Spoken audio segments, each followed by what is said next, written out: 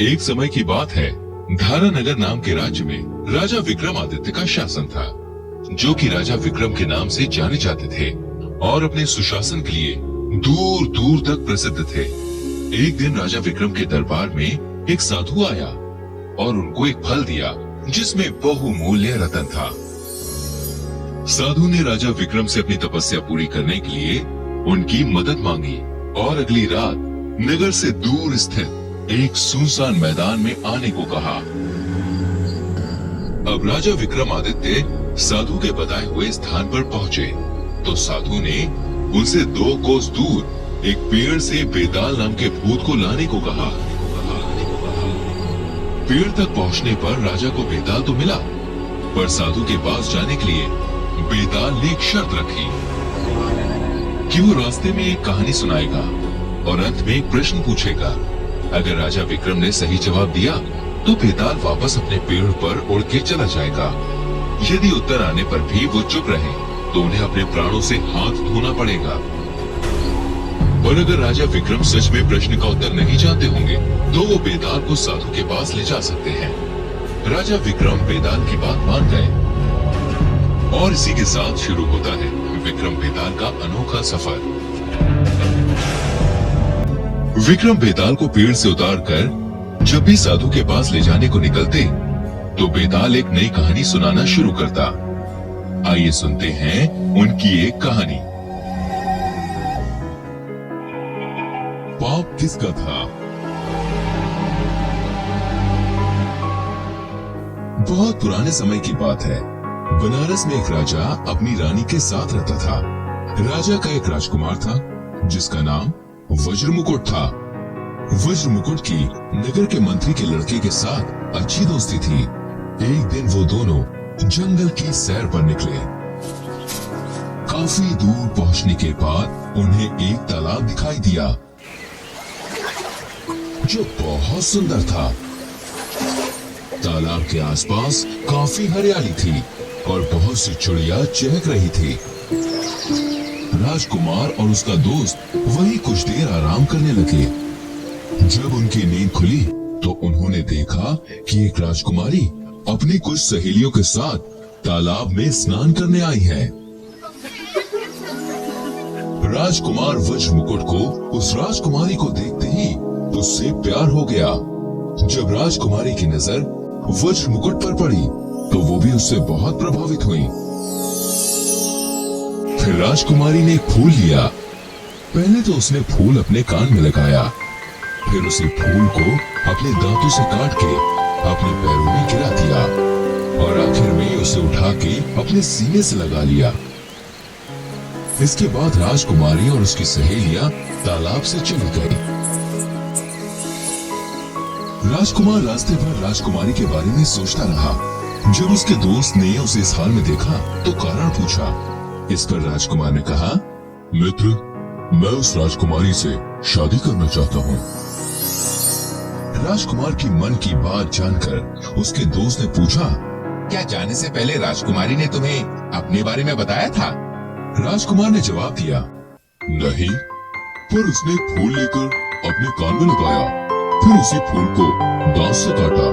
उसके बाद उस फूल को अपने पैरों में गिराया और फिर उसे उठा करके अपने सीने से लगाकर वो चली गई। राजकुमार का दोस्त सब समझ गया। उसने कहा, मित्र, वो तुम्हें इशारों में सारी बातें समझा गई। उसने फूल को लेकर कान में लगाया, मतलब वो कर्नाटक की राजकुमारी है। फिर उसी फूल को दांत से काटा, मतलब कि वो दंतवात महाराज की बेटी है। जब उसने फूल अपने पैरों में गिराया, इसका मतलब था कि वो अपना नाम पद्मावती बता रही थी। और जब उसने उसी फूल को अपने सीने से लगाया, तब वो ये कहना चाहती थी कि वो भी तुम्हें पसंद करती है। ये सुनकर राजकुमार की खुशी का ठिकाना नहीं रहा। वो तुरंत ही अपने दोस्त के साथ कर्नाटक की तरफ निकल गया। दोनों दोस्त सीधा राजमहल पहुंच गए। राजमहल के पास उन्हें एक बूढ़ी काकी दिखाई दी। जब राजकुमार ने उस राजकुमारी के बारे में पूछा और अपने बारे में बताया तो काकी बहुत खुश हुई।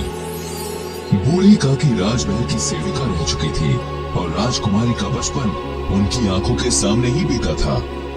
काकी राजकुमार की मदद करने को राजी हो गई और उन्होंने दोनों को अपनी झोपड़ी में रहने को कहा।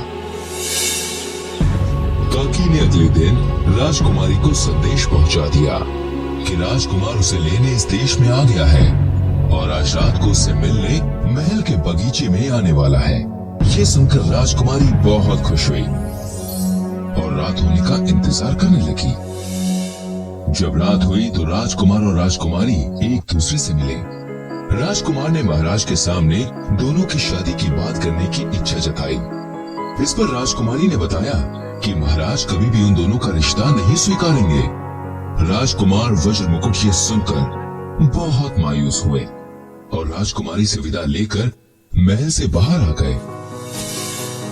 बाहर उन्होंने अपने दोस्त को सारी बात बताई। राजकुमार और उनका दोस्त किसी तरह राजकुमारी को महल से निकाल लाने के लिए योजना बनाने लगे। आखिर में राजकुमार के दोस्त ने एक तरकीब सोची ली। सबसे पहले राजकुमार और उसके दोस्त ने काकी से कह के राजकुमारी से उसके जेवर मंगवा लिए। फिर राजकुमार और उसका दोस्त साधु और चेले का भेष बना के उन गहनों को बेचने नगर के एक सुनार के पास गए। सुनार देखते ही समझ गया ये राजकुमारी के गहने हैं। वो तुरंत राजा को ये बात बताने राज दरबार गया। राजा को ये बात पता चली तो उसने साधु और चेले को बुलाया। सच सच बताओ, ये गहने तुम्हें कहाँ से मिले? राजा ने कड़क आवाज में पूछा। महाराज, हम नहीं जानते, हम तो तपस्या कर रहे थे। तभी एक डकैत हमारी झोपड़ी के पास लूट के इरादे से आया। हमने किसी तरह से उसे डरा के भगाया और ये गहने छीन लिए महाराज। साधु के भेष में राजकुमार के दोस्त ने ये बात कही। राजा ये सुनकर सोच में पड़ गए कि उनकी बेटी ने ऐसा काम कैसे किया होगा। फिर उन्होंने साधु से पूछा, आपके विचार से जब कोई राजमहल का व्यक्ति ऐसा काम करे तो उसे क्या सजा मिलनी चाहिए? साधु के भेष में राजकुमार के दोस्त ने जवाब दिया, उसे नगर से निकाल देना चाहिए महाराज। राजा ने राजकुमारी को डोली में बैठा के नगर के बाहर भिजवा दिया। राजकुमार और उसका दोस्त पहले ही राजकुमारी के इंतजार में थे। उन्होंने राजकुमारी को वहां से अपने साथ लिया और अपने देश बनारस को वापस लौट आए। कहानी खत्म करते ही बेताल ने राजा विक्रम से पूछा, बताइए विक्रम, इस कहानी में पापी कौन है? इस पर विक्रम ने सोचा और फिर जवाब दिया, राजकुमार वज्रमुकुट और राजकुमारी पद्मावती ने अपनी इच्छा से एक दूसरे को पसंद किया, इसलिए वो पापी नहीं है। उसी तरह राजकुमार के दोस्त ने अपने दोस्त की मदद की और वो भी पापी नहीं है। पाप राजा से हुआ जो उसने बिना अपनी बुद्धि का प्रयोग किए पराये लोगों की बात पर भरोसा करके राजकुमारी को घर से निकाल दिया। आपका जवाब सही है विक्रम। और ये कह के बेताल वापस अपने पेड़ की तरफ उड़ गया।